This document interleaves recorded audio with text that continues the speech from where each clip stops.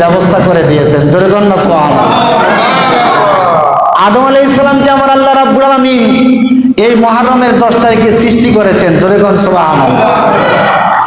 আবার ব্যস্ত থেকে মুহররমের 10 তারিখে দুনিয়ার জমিনে পাঠাইছেন। আমার আল্লাহ রাব্বুল আলামিন একদিন এই পৃথিবীটা কিয়ামত হয়ে যাবে এই 10ই মুহররম। জোরে বলেন না সুবহানাল্লাহ। আবার মুসলমানদের সবচেয়ে হৃদয় বিদারক ঘটনা কারবালার প্রান্তরে ইমাম হুসাইন রাদিয়াল্লাহু তাআলা আনহু শাহাদাত হয়েছে এই 10ই মুহররম। এইভাবে এই কারবালা 10ই মুহররম আমাদের ইসলামী বিভিন্ন ঘটনার সাথে জড়িত বিদায় এই দিনটি উপলক্ষে আমাদের কিছু আলাপ আলোচনা করা, আমল করা, রোজা রাখা, রাত্রির বেলা বেশি বেশি ইবাদত করা, দিনেও বেশি বেশি ইবাদত করা, এগুলো আমাদের একান্ত কর্তব্য। আল্লাহর হাবিব সাল্লাল্লাহু আলাইহি ওয়াসাল্লাম একদা মুহররমের 10 তারিখে রোজা রাখলেন। কয় তারিখে রাখলেন?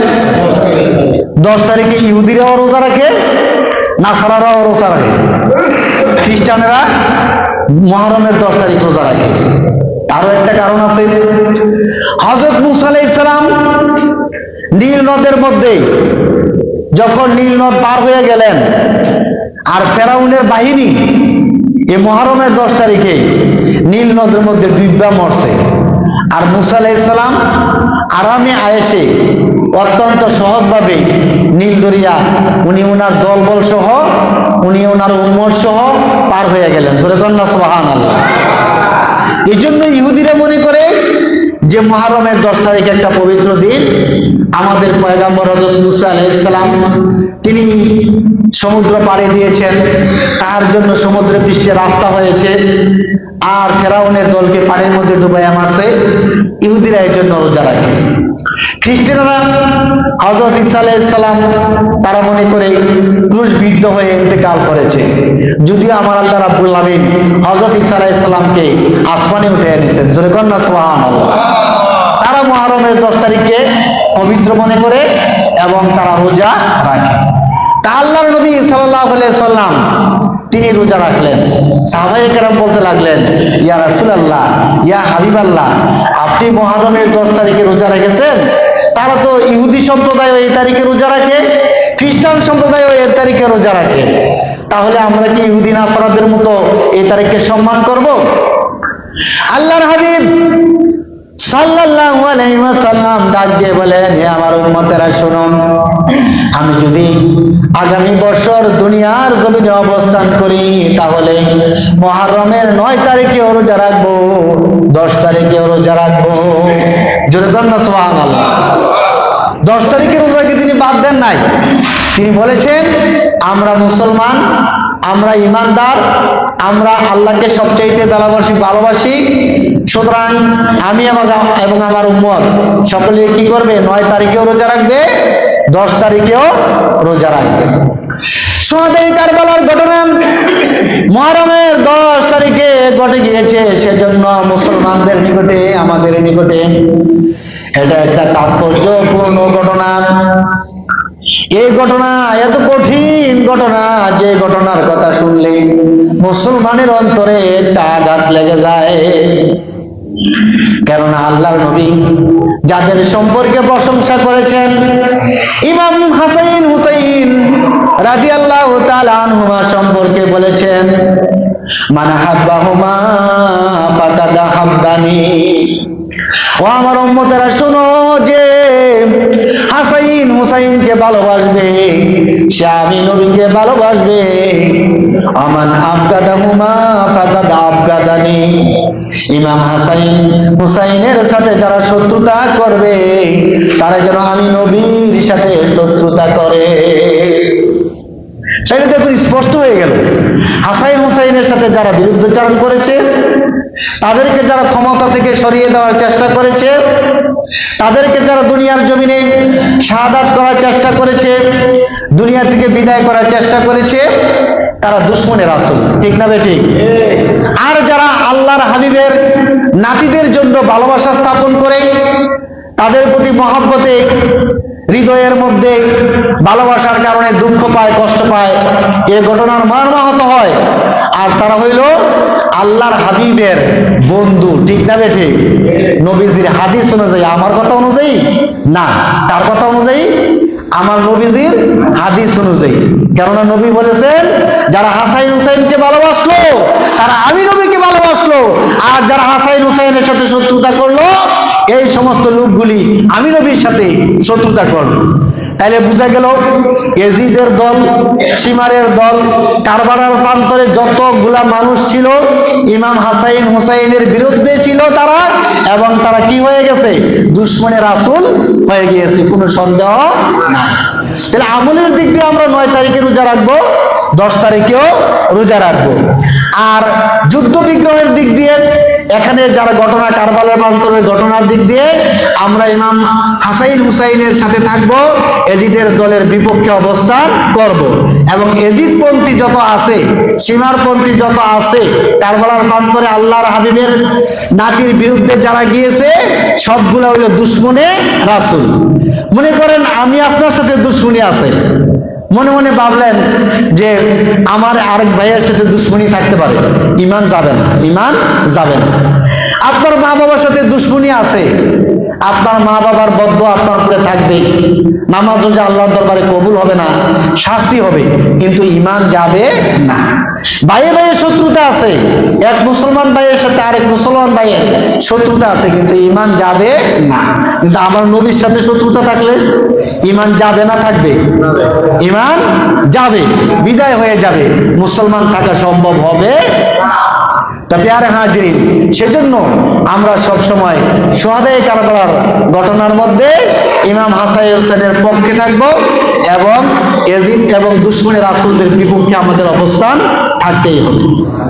আর যারা ইয়াজিদকে বাঁচাইয়ে দিতে চায় যে ইয়াজিদের তো কোনো দোষ নাই, ইয়াজিদ তো কারবালার প্রান্তরে যুদ্ধ করে নাই, আমি তাদেরকে বলতে চাই, ইয়াজিদ তো ঘোষণা করেছে ইমাম হোসেনকে গ্রেফতার করবা, গ্রেফতার করে আমার কাছে নিয়ে আসবা, তাকে মৃত্যু পারো বা জীবিত পারো যে কোনো উপায়ে নিয়ে আসবা। তাহলে এই যে ঘোষণাটা কে দিল? ইয়াজিদ দিল না? তাহলে ইমাম হাসান হুসাইনের পক্ষে দিল না বিপক্ষে দিল? বিপক্ষে দিল। হাসান হুসাইন বিপক্ষে সবসময় ইয়াজিদ। সে চিন্তা করতেন রাজত্ব পাওয়ার জন্য আমার বাবার পরে সবচাইতে আমার বাবা হইল ইমাম হাসান হুসাইন। যদি ইমাম হাসান হুসাইনকে বিদায় করে দিতে পারি, মারতে পারি, তাহলে তো আমার পথটা ক্লিয়ার হয়ে এলো। সেজন্য সর্বপ্রথম যিনি এই রাজত্বের অধিকারী ছিলেন, যিনি ইসলামী খেলাফতের অধিকারী ছিলেন, ইমাম হাসান রাদিয়াল্লাহু তাআলা আনহু, যিনি হযরত আলী রাদিয়াল্লাহু তাআলা আনহুর পরে ক্ষমতায় অধিষ্ঠিত হয়েছিলেন। জোরে বলুন না সুবহানাল্লাহ। ইমাম হাসান রাদিয়াল্লাহু তাআলা আনহু কি করলেন? আমি তো বয়সে ছোট, আমি আমিরে মুআবিয়া রাদিয়াল্লাহু তাআলা আনহু, আমার নানার একজন ভালো সাহাবী ছিলেন, তাতে ওহী ছিলেন, আমি তাকে দিয়ে দেই, উনার পরে আমি গ্রহণ করব। চুক্তি হয়ে গেল। কিন্তু ইয়াজিদ দেখলো যে চুক্তি হয়ে রয়েছে, আমার বাবার পরে তো হাসান রাজত্বটা নিয়ে যাবে, খেলাফতটা নিয়ে যাবে, আমার তো আর কোনো ক্ষমতা থাকবে না। সাহিত্যের চেষ্টা করলো হাসানকে বিদায় করার জন্য।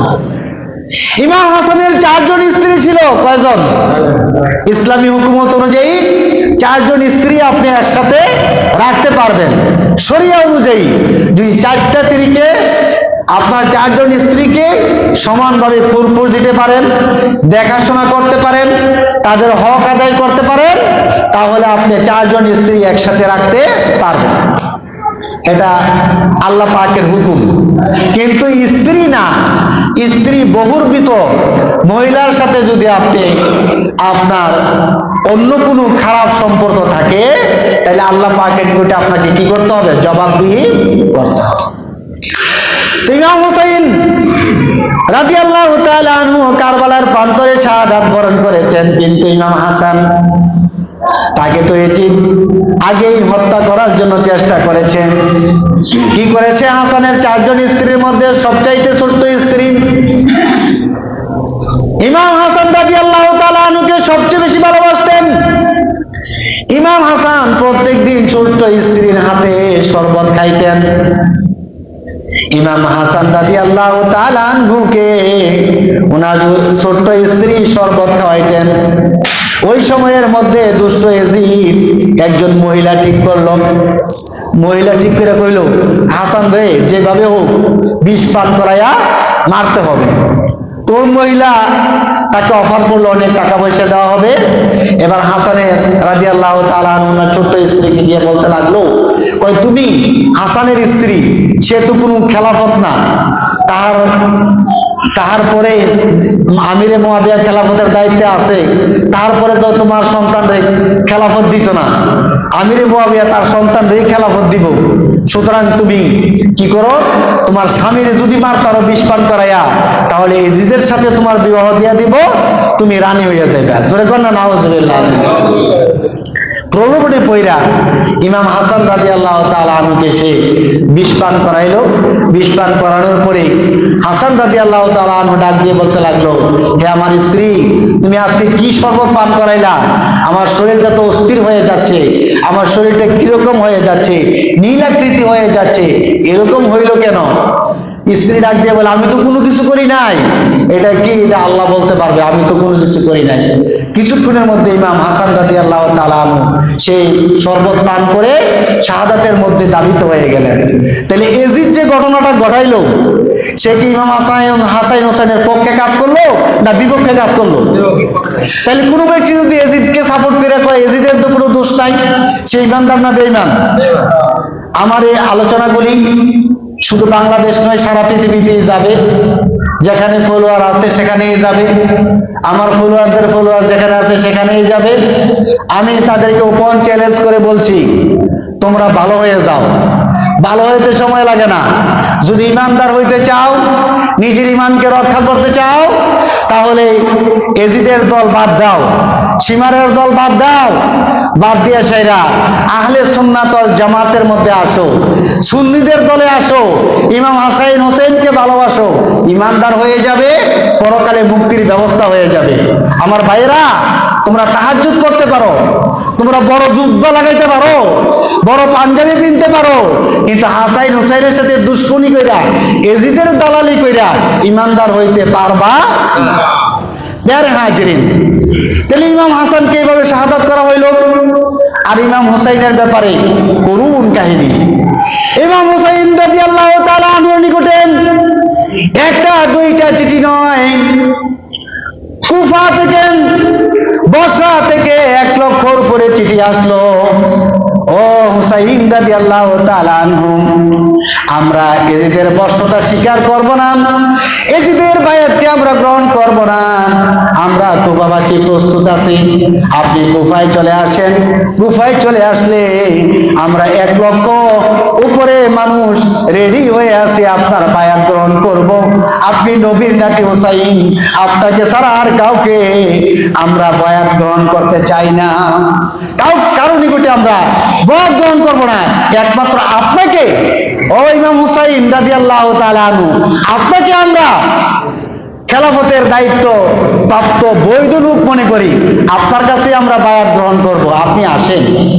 1 লক্ষ লোক যদি রেডি থাকে, আর এই চিঠিগুলো ইমাম হুসাইন রাদিয়াল্লাহু তাআলা আনহুর নিকটে আসতে থাকে, তিনি যদি ওই সময়ের মধ্যে না যাইতেন, ইসলামী খেলাফতের দায়িত্ব গ্রহণ করার জন্য প্রস্তুত না থাকতেন, তাহলে তো আল্লাহর দরবারে জবাবদিহি করতে হতো, ঠিক না বেঠিক? আর ওনারা মৃত্যুকে ভয় পায় না, নিজের জীবন দিয়ে দিবে, দুনিয়ার জমিন থেকে শাহাদাত হয়ে যাবে। তারা ইসলামের জন্য, সত্য ন্যায়ের পক্ষে জীবন দিতে তারা প্রস্তুত, ঠিক না বেঠিক? তিনি রওনা হয়ে গেলেন। প্রথমত মক্কার দিকে যাবেন। সাহাবায়ে কেরাম রিদওয়ানুল্লাহি তাআলা আলাইহিম আজমাইন ডাক দিয়ে বলে, হে দয়াল নবীর নাতি হুসাইন রাদিয়াল্লাহু তাআলা আনহু, আমরা আপনাকে একা একা দিতে চাই না, আপনার যাওয়ার কোনো প্রয়োজন নাই। কুফাবাসীর চিঠি পাইয়া কখনো কুফায় যাবেন না। ইমাম হাসান রাদিয়াল্লাহু তাআলা আনহু তাদের প্রস্তাবটা গ্রহণ করলেন। মুসলিম বিন আকিল, ইমাম হুসাইন রাদিয়াল্লাহু তাআলা আনহুর চাচাতো ভাই, মুসলিম বিন আকিলকে তিনি কুফার মধ্যে পাঠাইলেন। মুসলিম বিন আকিল যায় দেখতে লাগলেন যে সত্যি যে চিঠিগুলো আসছে এগুলো সত্য, এবং সেখানে লক্ষ লক্ষ মানুষ ইমাম হুসাইনের নিকটে বায়াত হওয়ার জন্য প্রস্তুত হয়ে আছে। জোরে কন্যা সুবহানাল্লাহ। তো ইতিমধ্যে 12,000 লোক ইমাম হাসানের পক্ষে তারা মুসলিম বিন আকিলের নিকটে বায়াত গ্রহণ করছে। জোরে কন্যা সুবহানাল্লাহ। 12,000 লোক যখন একাধারে বায়াত গ্রহণ করলো, মুসলিম বিন আকিল কয়েকদিন পরে দেখলেন এখন ইমাম হুসাইন রাদিয়াল্লাহু তাআলা আনহুকে পত্র লেখা যায় কুফায় আসার জন্য। তিনি পত্র লেখা একজনের মারফতে কুফায় পাঠাইয়া দিলেন। ইতিমধ্যে কুফার যে গভর্নর ছিল সে খবর পাইয়া সমস্ত মানুষকে পাকড়াও করার জন্য প্রস্তুত গ্রহণ করলো। মুসলিম বিন আকিলকে তারা গ্রেফতার করে ফেললো। ইমাম হুসাইন রাদিয়াল্লাহু তাআলা আনহুর নিকটে তিনি খবর আর দিতে পারলেন না যে আমাকে গ্রেফতার করা হয়েছে। ইমাম হুসাইনের পক্ষে যারা ছিল সবাই ইবনে জিয়াদের ভয়ে, এজিদের ভয়ে, এজিদের দুশরদের ভয়ে তারা সবাই লুকাইয়া পালাইয়া গেছে। এখন যে আর হুসাইনের পক্ষে লোক নাই, তিনি কি করতে পারলেন না, সেই খবরটা দিতে পারলেন না। না দেওয়ার পরে এদিকে চিঠি চলে গেল।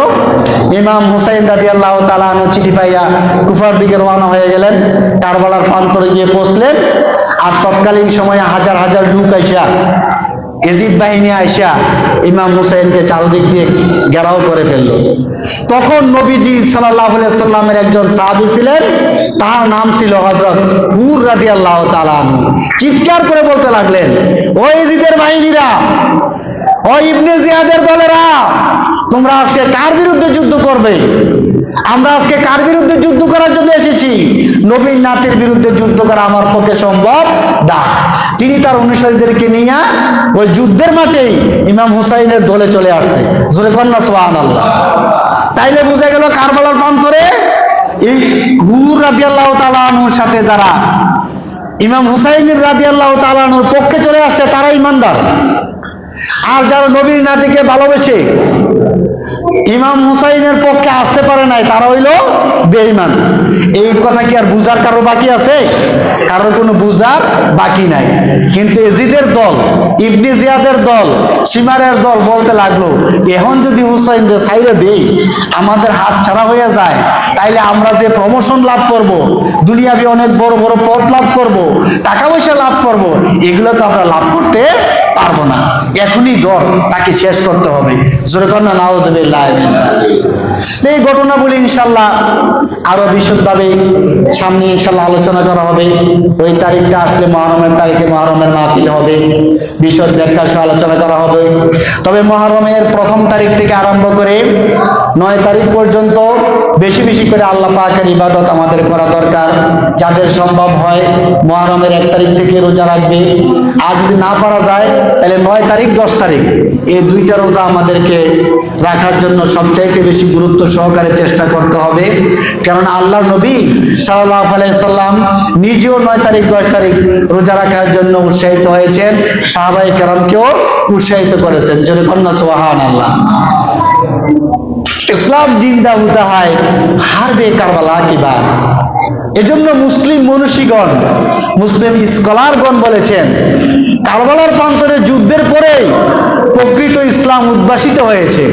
কারা হাসান হুসাইনের দল, কারা এজিদের দল, এটা বিশদভাবে বিস্তারিতভাবে প্রকাশিত হয়ে গেছে। মুসলমানদের জন্য, ইমানদারদের জন্য ইমান নিয়ে চলা অত্যন্ত সহজ হয়ে গেছে। কেননা যারা ইমাম হাসান হুসাইনের পক্ষে থাকবে তারা হইল ইমানদার, আর যারাই বিপক্ষে থাকবে, যত মুখে মুখে যত নরম কথা, ভদ্র কথা, ইসলামের কথা বলো, হাসান হুসাইনের বিরুদ্ধে গেলে তারা হইল বেঈমান। আল্লাহ পাক সেভাবে চলার জন্য তৌফিক আমাদের সকলকে দান করেন। সবাই এখন আল্লাহুম্মা আমিন। ওয়া আখিরু দাওয়ানা আলহামদুলিল্লাহি রাব্বিল আলামিন। যারা সুন্নাত পড়েন নাই আপনারা সুন্নাত পড়ে নিন।